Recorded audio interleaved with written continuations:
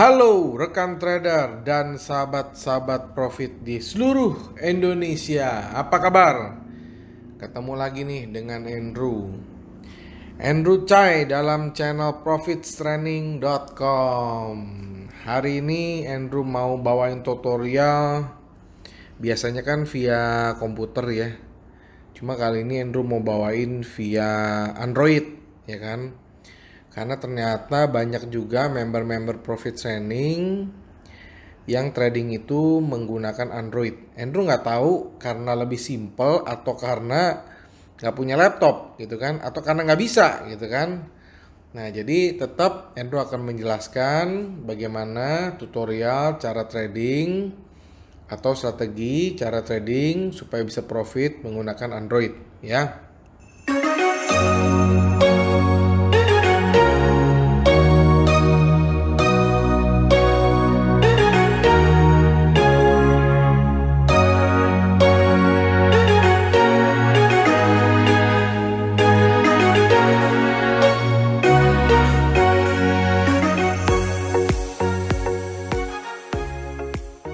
Nah, ketika bertransaksi forex, mungkin sebagian dari teman-teman seringkali hanya fokus pada satu indikator saja ya. Dari penggunaan indikator ini ada beberapa pertanyaan yang seringkali muncul ke Telegram Andrew ya, mengenai jumlah periode yang harus digunakan dalam indikator tertentu. Misalnya untuk pair forex, untuk pair gold ya kan, yang teman-teman tradingkan gitu ya. Nah, antara menggunakan pengaturan default atau justru harus menggunakan settingan yang teman-teman setting gitu ya. Nah, teman-teman harus tahu bahwa sebagai aturan umum penggunaan indikator yang harus teman-teman ketahui dan teman-teman pahami adalah ketika jumlah periode yang ada di dalam indikator diatur lebih besar dari pengaturan default, maka indikator tersebut akan menjadi kurang sensitif terhadap pergerakan harga. Akibatnya kita sering melihat harga terlambat bergerak turun atau naik. Nah, jadi di sini Andrew bisa kasih tahu. Jadi kalau teman-teman itu mau trading untuk time frame yang kecil, ya, misalnya di bawah 1 jam, tentunya teman-teman harus menggunakan settingan yang lebih sensitif, ya. Nah, kebalikannya apabila teman-teman ingin trading dengan jangka panjang ya, maka teman-teman harus memperlebar atau membesarkan ya, jadi menghaluskan pergerakan dari parameter indikator tersebut gitu ya. Karena kenapa? Karena kalau yang sensitif itu seringkali terjadi false signal ya. Jadi bukan salah indikator ya, tetapi memang kalau kita time frame pendek ya marketnya itu sangat volatile. Jadi sangat terjadi indikator apapun akan memunculkan yang namanya false signal gitu ya. Nah, sebaliknya ketika jumlah periode diatur lebih kecil dari penggunaan default, maka indikator tersebut akan menjadi lebih sensitif terhadap pergerakan harga karena menggunakan periode waktu yang lebih sedikit dan rentang waktu yang digunakan pun lebih singkat untuk menghitung data. Artinya teman-teman akan melihat harga bergerak semakin cepat ke atas atau ke bawah ya. Nah, sebagai contoh Andrew sudah keluarin indikator RSI ya. Ini adalah singkatan dari Relative Strength Index ya. Nah, kita lihat RSI ini adalah dia mereview pergerakan harga overbought atau oversold ya.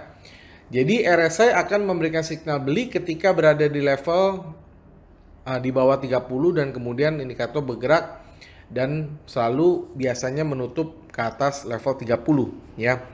Jadi indikator ini ada 3 level. Ada yang levelnya itu adalah nih ya. Jadi ada yang level 30 ya, 30 sampai 0 di sini, lalu 30 sampai 70 ini adalah normal zone dan 70 sampai 100 ini namanya adalah overbought ya. Ini oversold, ini normal zone dan ini adalah overbought gitu ya. Jadi sangat-sangat mudah sekali. Nah, signal jual biasa terjadi dari indikator RSI ketika harga telah berada di atas 70 dan kemudian bergerak menutup di bawah level 70. Nah, jadi teman-teman di sini cara menggunakan single indikator RSI ini adalah apabila harga berada di bawah level 30, itu artinya kecenderungan harga atau kecenderungan posisi yang teman-teman boleh lakukan adalah beli, ya. Sebaliknya, apabila ya garis yang biru ini dia berada di atas dari level 70, itu kecenderungan posisi yang teman-teman lakukan adalah jual. Contohnya, nah ini coba sebagai contoh ya, teman-teman bisa lihat di sini ya, contoh ya. Di sini level RSI-nya di atas, ya, di atas warna biru. Dan di sini teman-teman bisa lihat harganya turun, gitu ya. Nah, jadi ini adalah salah satu contoh kalau kita mau melakukan penjualan di sini, ya. Jadi indikator RSI pertama pada grafik di bawah adalah standar dengan menggunakan periode standar yang 14. Jadi ini masih settingan 14. Berdasarkan kriteria di atas, signal beli atau jual dihasilkan masing-masing lingkaran hijau dengan total 6 signal. Jadi teman-teman bisa lihat sendiri ya. Nah, kita juga bisa mengganti settingannya. Contohnya seperti apa gitu ya. Misalnya Andrew mau ganti menjadi ini kan defaultnya 14. Teman-teman bisa lihat di kiri bawah ya, ini 14 ya. Nah, jadi kita bisa mengganti menjadi 9 contohnya. Ya, kita tinggal klik tab di sini. Kita tap, habis itu kita klik sini. Ya, kita ganti. Ini misalnya menjadi 9 gitu. Oke. Nah, seperti ini ya. Jadi bisa diganti nih, done. Oke. Nah, habis itu kita klik done. Nah, ini akan berganti dia. Ya, dia berubah gitu.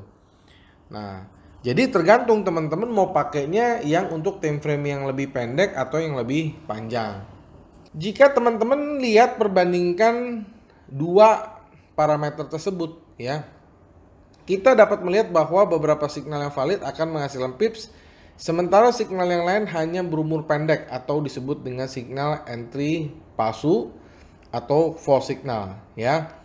Nah, kita juga misalnya mau pakai yang time frame lebih panjang. Nah, misalnya kita ganti yang 25 ya, kita tinggal tap sini kita ganti.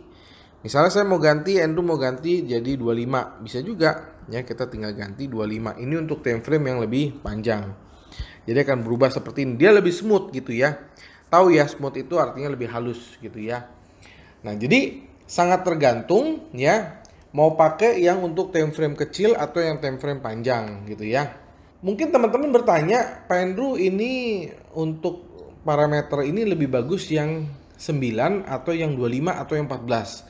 Sekali lagi Andrew jawab, itu sangat tergantung dari kebutuhan trading teman-teman.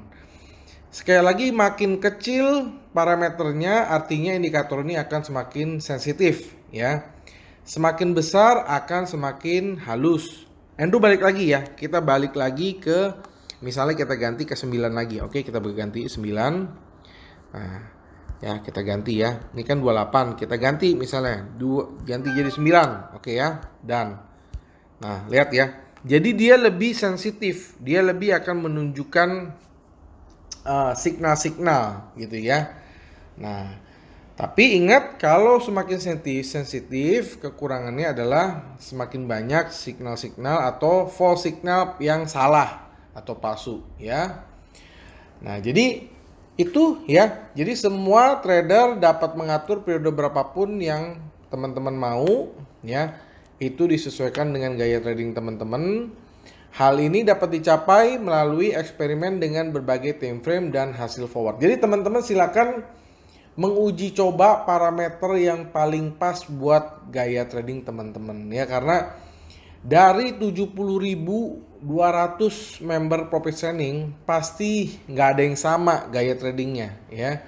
Masing-masing punya gaya trading sendiri, masing-masing punya pair kesukaan sendiri, masing-masing punya resiko sendiri-sendiri. Jadi masing-masing itu harus mempunyai karakter trading sendiri-sendiri ya. Nah, jadi saran Andrew untuk perdagangan yang jangka panjang pasti periodenya harus lebih besar. Jadi sebaliknya jika Anda mengurangi jumlah periode, maka signal perdagangan yang akan dihasilkan lebih banyak, tetapi mereka akan lebih memiliki false signal yang lebih banyak. Jadi akurasinya itu kalau teman-teman pakai time frame parameter yang kecil itu karena dia sensitif, dia akan lebih banyak mengeluarkan false signal. Nah, jadi Nah, dari video ini silakan teman-teman diskusi di kolom komentar. Berapa sih parameter yang paling teman-teman suka ya?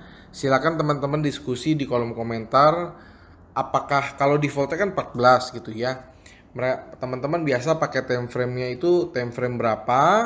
Lalu pakainya itu di pakainya parameter berapa, apakah 8, apakah 9, apakah 12, apakah 20, silakan teman-teman sharing di komen di bawah ini supaya kita bisa membantu teman-teman atau pemula-pemula lain yang baru belajar mengenai indikator ini. Karena kan Andrew tahu lah banyak yang nonton dari YouTube Andrew ini yang lebih jago-jago, lebih pinter dari Andrew.